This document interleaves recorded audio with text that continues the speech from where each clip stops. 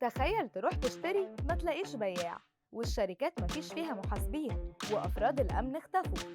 حتى محلات الذهب ما بقتش موجودة. لو لسه مستغرب، يبقى لازم تعرف إنه خلال 5 سنين بس هنشوف اختفاء ل 83 مليون وظيفة في العالم. حسب منتدى الاقتصاد العالمي، مفيش شغلة مضمونة.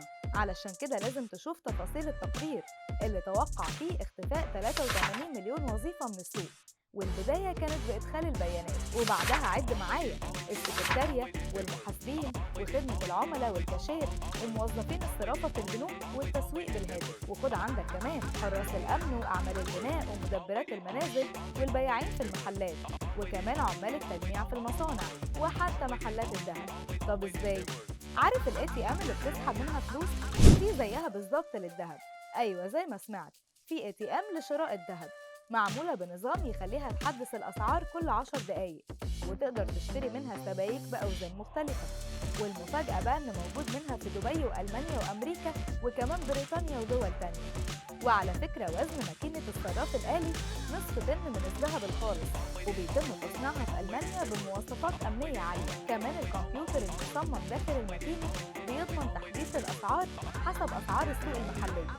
وكمان مربوط بموقع الشركة في ألمانيا لاستبعاد المخاطرة اللي ممكن تحصل بسبب المتاجرة في المعادن على شبكة الإنترنت. وطبعا السبائك المباعة ذهب عيار 24، وكمان المشتري بياخد ضمان لاسترداد المبلغ المدفوع. وحسب وكالة الأنباء الإماراتية، ففندق قصر الإمارات فيه أول ماكينة صرف آلي لبيع الذهب في العالم، واسمها ATM جولد.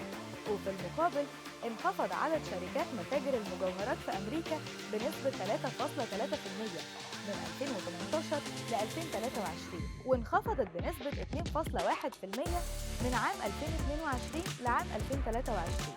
ولو فاكر إن الوظائف والمهن البسيطة هي اللي في خطر، تبقى غلطان، لأن طبعا مع تطور الذكاء الاصطناعي الوظائف المعرضة للخطر عددها بيزيد. وفي دراسات كتيرة اتكلمت عن وظائف تانية محتاجة تخصص ودراسة، لكن مع تطور التكنولوجيا ممكن الذكاء الاصطناعي يقوم بدورها. منهم مدرسين التعليم العالي في تخصصات مختلفة زي التاريخ والجغرافيا والدين وعلم الاجتماع واللغة الإنجليزية، وعندك كمان الصحفيين. وفعلا دول زي الصين وكوريا الجنوبية أطلقوا مذيعين روبوت. وهنروح بعيد ليه؟ قناة الجزيرة أعلنت عن المذيعة ابتكار، أول مذيعة تعمل بالذكاء الاصطناعي في القناة.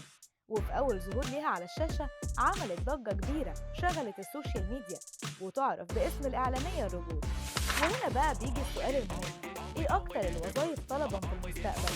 ركز على الوظائف اللي ليها علاقة بالتكنولوجيا، زي مطوري مواقع الويب ومحللين البيانات، وكمان التخصصات الطبية. وطبعا مع كل أداة تكنولوجية تظهر جديدة لازم تطور من نفسك وتخليها ميزة لوظيفتك مش ضدها. دلوقتي بقى قول لنا، انت من ضمن الناس اللي وظيفتها في خطر بسبب الذكاء الاصطناعي، ولا فكرت تغير وظيفتك علشان تبقى في الأمان؟